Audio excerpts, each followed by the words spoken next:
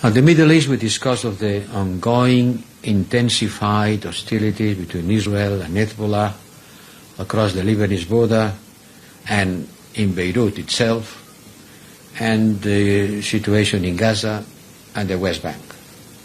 There is no more words to describe the situation in Gaza. There is no more words. The catastrophe continues. And the escalation in Lebanon is extremely dangerous and worrying. I was in Lebanon some days before, just before the explosion of these electronic devices has been creating terror among the Lebanese population. The escalation is extremely dangerous and worrying. I can say that we are almost in a full-fledged war. We're seeing more military strikes, more damage, more collateral damage, more victims. Since Tuesday, in Lebanon, 500 people has been killed, and over 4,400 people have been injured. Among them, a high number of children and women.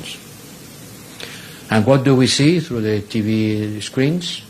We see thousands of people escaping to the north, provoking big jams on the transport system, escaping because they had been warned that the attacks will continue and the bombing too. I was some days ago on the border between Lebanon and Israel, visiting the UNIFIL troops with a certain high-level degree of risk, and I learned from them how things are going, the intensity of the fighting, of the bombing, both sides. Each one has its own responsibility, but now we are seeing how civilians in Lebanon are paying an intolerable, unacceptable price. When in some days we talk about 500 people killed and 4,400 people injured, this is something that escapes any kind of consideration about the civilian casualties. And it's again the Geneva Convention to make explosive at distance without taking any consideration for the environment where these explosives are exploding. Either in a queue in a commercial center, on a public square, on a street, on a hospital, whatever. These are targeted and at the same time random attacks. Targeted because of the purpose and random because of the consequences. I condemn, I continue condemning it. The civilians are paying a high price in almost a full-blown war, which must be averted, including by renewing intense diplomatic mediation efforts. And here in New York is the moment to do that. Everybody has to put all their capacity to stop this path to war. 2 weeks ago I said I was in the South Lebanon, and despite the warning signal, I think we are still hoping and working to stop this escalation. But the worst scenario, I have to say it, is materializing. The worst expectations are becoming reality. And we need peace in the Middle East, because the ongoing escalation is a danger for the whole region. And the path towards peace starts with a single step: ceasefire in Gaza. Ceasefire in Gaza and the implementation of the United Nations Security Council Resolution 1701, which was adopted in 2006. My God, almost 20 years ago. Almost 20 years ago, I am still asking for the implementation of this resolution. You understand why the Secretary General of the United Nations have said this day that the Security Council is losing legitimacy? Because either they don't agree on anything, or when they agree, it's not implemented. And this is a serious concern for the international community, and these are the words of the United Nations Secretary General.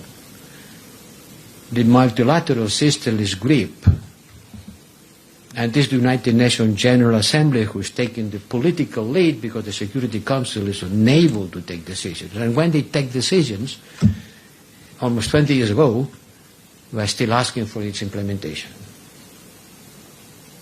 The resolution calls for a full cessation of hostility between Israel and Hezbollah and the withdrawal of both to the delimitation line.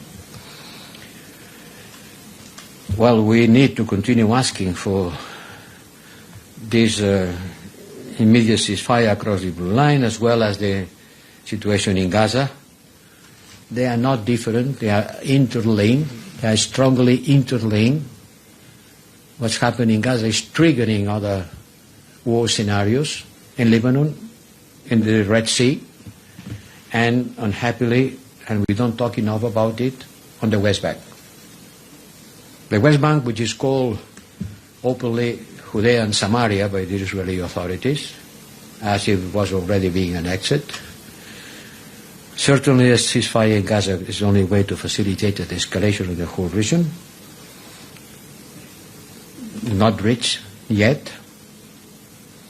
It was a Biden plan, presented I don't know how many weeks ago, and by the way, presented as a plan coming from the Israeli side. Well, it's still not there. And yesterday we had an important dinner to discuss about the prospects of the peace in the Middle East, and someone said, and I think he is right, they start discussing about the political solution. Don't wait for the ceasefire, because the ceasefire maybe will not come, never, ever. So don't wait for that. Start discussing about the political solution, because you have been waiting for too long about the ceasefire. But I think it's our collective responsibility to continue asking for the international law, humanitarian law, engage with all parties, and to keep pushing them to the negotiation table. And that's what the foreign ministers will do, all of them in a coordinated manner in their outreach to partners this week.